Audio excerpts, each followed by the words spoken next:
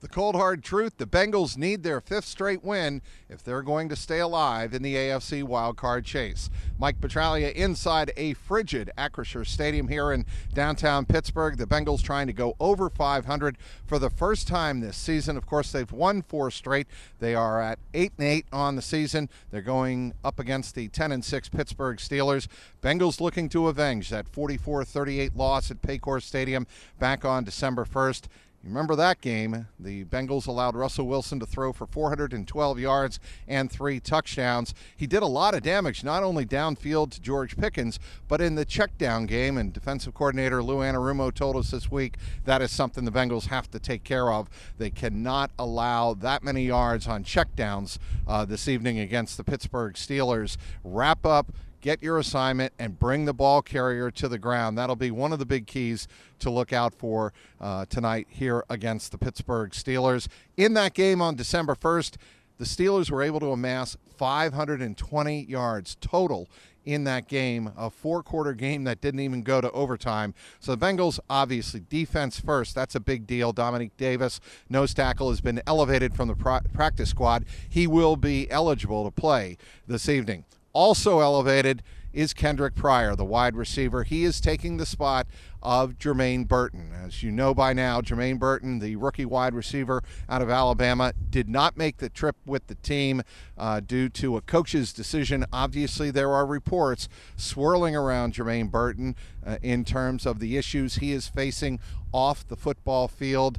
Obviously, those things have to resolve themselves, and obviously the Bengals want Jermaine Burton to take care of themselves, so therefore he is not with the team tonight. He will not be playing. The Bengals wide receiver core consists of Jamar Chase, T. Higgins, Andre Yosivas, and Isaiah Williams, along with Kendrick Pryor. So that is really what you're looking at in these frigid conditions. You can see the snow flurries beginning to fall. Snow should not be too much of a factor tonight. We'll see. The wind and the cold will be.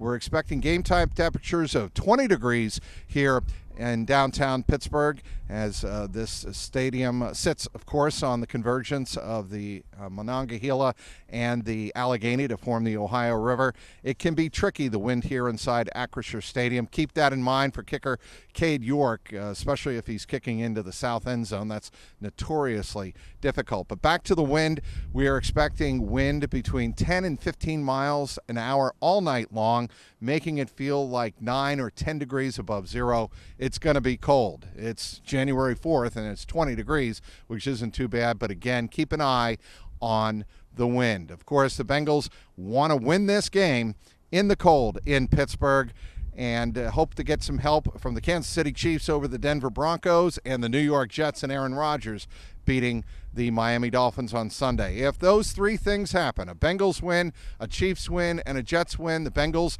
are back in the playoffs. We'll have you covered, Skinny and myself, on the Jungle Roar Skinny Bengals postgame pod on youtube.com/@JungleRoarPod. Of course, follow me on the X @Trags, TRAGS, and as always, CLNSCincy with a Y.com. Inside Acrisure Stadium, Mike Petraglia, CLNS Media.